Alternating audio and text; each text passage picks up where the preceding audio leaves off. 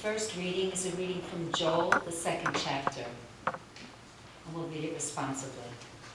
Blow the trumpet in Zion, sound the alarm on my holy mountain.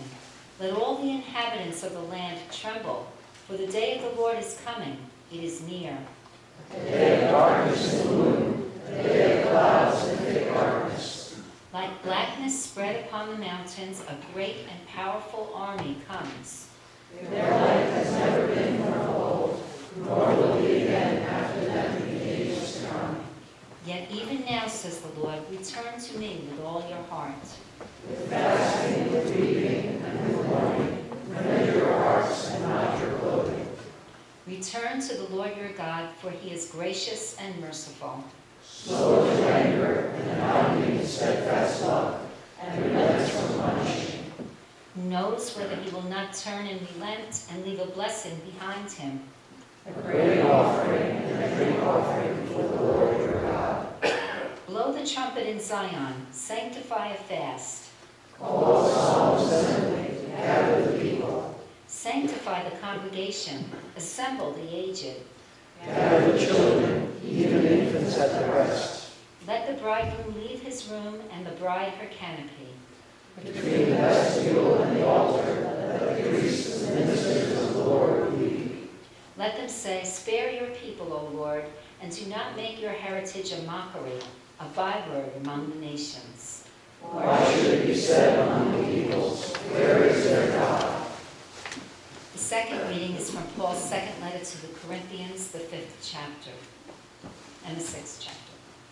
We entreat you on behalf of Christ, be reconciled to God. For our sake, he made him to be sin who knew no sin, so that in him we might become the righteousness of God.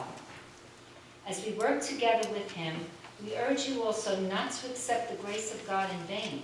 For he says, at an acceptable time I have listened to you, and on a day of salvation I have helped you. See, now is the acceptable time. See, now is the day of salvation. We are putting no obstacle in anyone's way, so that no fault may be found with our ministry.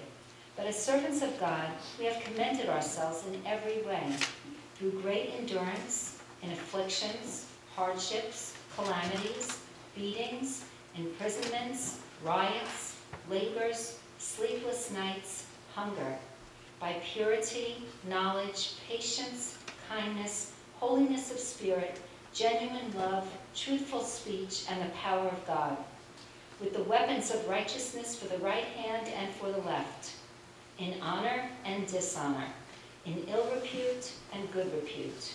We are treated as impostors and yet are true, as unknown and yet are well known, as dying and see, we are alive, as punished and yet not killed, as sorrowful yet always rejoicing, as poor yet making many rich, as having nothing and yet possessing everything.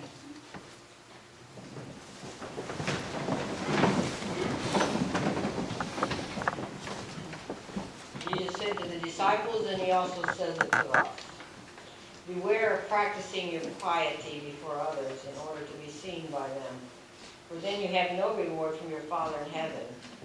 So whenever you give alms, do not sound the trumpet before you, as the hypocrites do, in the synagogues and in the streets, so that they may be praised by others. Truly I tell you, they have received their reward. But when you give alms, do not let your left hand know what your right hand is doing, so that your alms may be done in secret, and your Father who sees in secret will reward you. And whenever you pray, do not be like the hypocrites, for they love to stand and pray in the synagogues and at the street corners, so that they may be seen by others. Truly I tell you, they've received their reward. But whenever you pray, go into your room, shut the door, and pray to your Father who is in secret, and your Father who sees in secret will reward you. And whenever you fast, do not look dismal like the hypocrites, for they disfigure their faces so as to show others that they are fasting.